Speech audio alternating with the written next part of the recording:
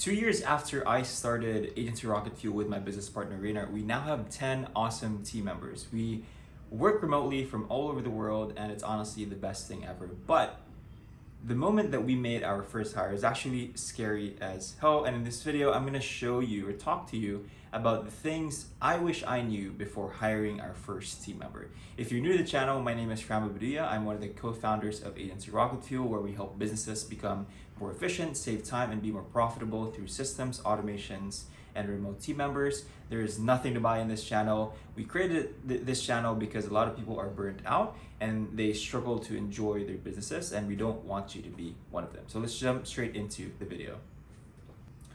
Now, as of today in 2022, Agency Rocket Fuel has 10 team members. And our sister company, Upfront Digital, which my business partner Reinart runs, at the height of their business, they actually had about 30 to 35 team members that that were running the operations of that e-commerce advertising agency. As of today, we've also hired about 20 people for other businesses. And these are team members from all over the world that work for marketing agencies like media buyers, copywriters, creative specialists, account managers, and all the usual roles that come in an agency. Now, I say that not to impress you, but to impress upon you that this is not our first hiring run, right? We've hired people in the past, either for our own companies or other companies that come work with us. And the biggest kind of questions, or maybe two questions that come to mind for people that are hiring for the first time is, one, what if the client work isn't consistent enough and we run out of cash, and then now I have a team member that I have to pay for, right? That's kind of like the first big concern. And the second concern is I have to spend all this time having to train a new person how to do one or two things. What if they leave, right? What if they leave after 2 months of training them, and now I'm having to start from scratch? Now, we're gonna answer two of those questions at a time because these are things that I wish I knew ahead of time. Now, number two is basically relatively easy to solve, right? If you are afraid to having to train someone and spending all the time and they're having to leave, right? All you have to do is create with scale in mind, right? I want you to train a person with scale in mind. Even if you're just a one-man company or one-woman company and you're hiring your first team member, I want you to train with scale in mind. What does that mean? Create your training as if you were building an online course. I remember when I worked in McDonald's many years ago as a cashier. On my first day, I went in, and the very first thing that they had me do was spend 6 hours going through their online training portal. That's basically how they trained me. Now, instead of the manager coming in and training me on the spot, one-on-one, they had me watch a couple of videos, right? And in a similar way, this is how we train other team members, even if it's the first team member that you're hiring. So what I want you to do is create an outline of the things that you need this person to learn and the things that you want to train them on, and create Zoom videos or Loom videos or screen share videos of that outline so that you can reuse it for future team members. Or what you can do is you can create an outline, you can meet with this person one-on-one over a recorded Zoom meeting, and then once you're done with that training, take that recording, add it to a Google Drive, add it somewhere, Dropbox, wherever you want to add it, and save it there for future team members. So if say your media buyer or your account manager leaves 2 months from now, you're not having to start from scratch because one, you already have the outline, and second, you already have all the recordings of the previous trainings that you've done. And so what you're gonna do for the next team member is just have them watch the recordings that you've done, similar to how I did it when I was working in McDonald's. And again, this is what we do for all of our team members here in Agency Rocket Fuel. So I'm gonna show you a screenshot. We have our Kajabi portal here, and this is the exact training series that everyone in our company goes through. And so train with scale in mind. Now, number one is harder to solve, right? Because it's a real problem, right? What if you hire a team member and you're responsible for their payroll and you run out of cash because client work isn't coming fast enough? And this is kind of like the chicken and the egg problem, because you can't really scale your revenues because you're doing everything yourself, right? You're being the chief everything officer of your business, and so you kind of need to hire. But at the same time, if you hire, right, now there's an extra expense that's coming into your business, and now you have to look for clients in order to cover up that expense. So number one is tricky. It's a conundrum. If you don't hire, then your hands are going to be tied in every single part of your business, and you're going to struggle to grow your revenues, and you're going to be stuck in the same place for many, many years to come. On the other hand, if you do hire people and you fail to grow your free cash flow, then you're going to have to let people go, and you're going to have to disappoint a lot of people down the road. So what do you do when you're at this point?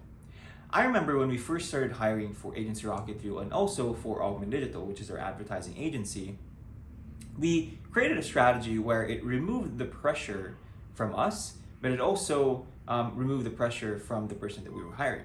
And there are 3 things that you can actually do in order to hire your first team member without having to worry about growing your free cash flow and being pressured to do so. Now, the first thing that you can do is actually be upfront in your hiring post. Be upfront about the possibility of them not really, having stability in the company that you're working in, or tell them that you are a startup. When you mention the word startup, people usually have an understanding that this is going to be a risky endeavor for them.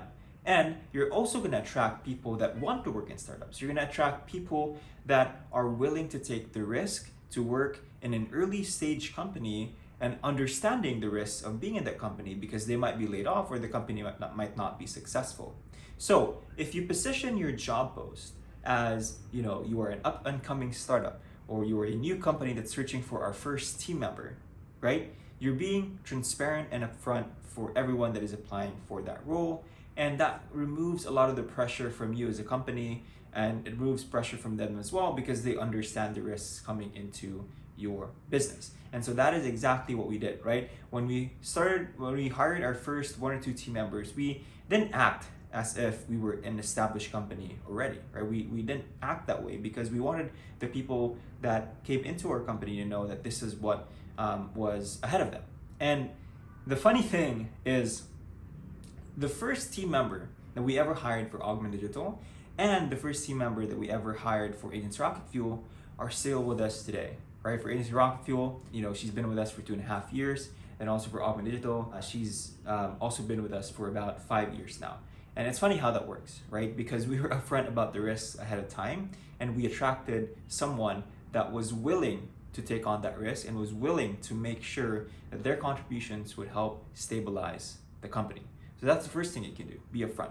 Second is you can also hire contractors, right? The beauty about hiring contractors is that you can pretty much create contracts, right? You can make agreements in terms of how long the timeline is going to be of both of you working together. And, it's not really an employee relationship where you're responsible for, health insurance, you're responsible for consistency of pay, or you're responsible for many other things, right? As with a contractor, you can have an agreement where it's a per client basis. So you don't have to pay them a specific amount every month, but you can pay them for each number of client that they work on, right?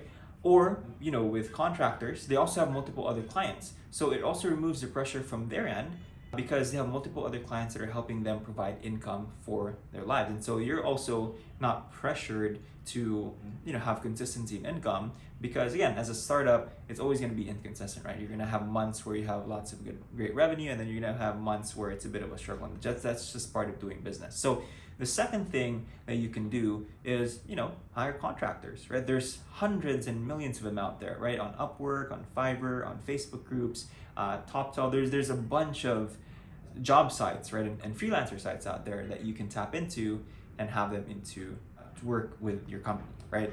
The third strategy is you can position your job, on top of being transparent that this is a startup, you can also position your job post where you're looking for someone part-time. And we actually did this for Agency Rocket Fuel, and we're even doing it right now, right? For every new team member that we bring on board, we mentioned that we typically start off team members part-time, right? And that way it gives us kind of that ability to gauge, right, their performance and not have to fully commit, right, into a full-time role. Because, the thing about hiring is you can only know about a person so much during the interviews and the assessment portion. There are certain characteristics and traits that only come out after you start working with a person. But if this is your first team member and if you're struggling to, justify, right, the expense of hiring someone full-time, start off part-time, right? There are many people out there that are willing to work part-time, and there are many people out there that are even willing to work by the hour, right? You just have to find those people. And again, the goal is not to have them stuck in part-time work forever, right? The goal is to just start them off with part-time with the prospect, with the understanding that this could grow into a full-time role. And so there you have it. Those are the 3 strategies that you can use to hire your first team member so that it removes a lot of the pressure out of, hiring someone. Now, I know I said pressure a lot in this video, and I honestly think that it's a good kind of pressure when you hire someone, because think about it, right? You're now responsible for the livelihood of another human being. And that's how I felt when I first hired a first team member. You're responsible for their livelihood. And if you're responsible for their livelihood, there's a certain amount of drive and motivation. And I kind of feel like it's more clean energy than it is dark energy that comes out of providing for someone. And so I've found that with the amount of time that you save from having someone work, take over the tasks that you're doing, plus the clean energy, right? Plus the drive that comes from that good pressure in terms of, providing for someone else's livelihood is more than enough, right? Is more than enough to help you grow your revenues, grow your free cash flow, and find creative ways to grow the business. So that's all I have for this video. If you are stuck or on the fence with hiring someone, just remember those 3 strategies, right? Be transparent in your job post. Second is hire contractors. Or third is you can always start them off part-time. And again, remember that, with motivation, with your ambition, and also with the clean energy that comes with the good pressure with hiring people, that is more than enough to help you grow your business. So that's it for today's video. Hopefully you enjoyed this. If you have any questions or comments or anything that you want to add for our community to know, feel free to add them in the comment section below, and we'll see you in the next video. Thanks.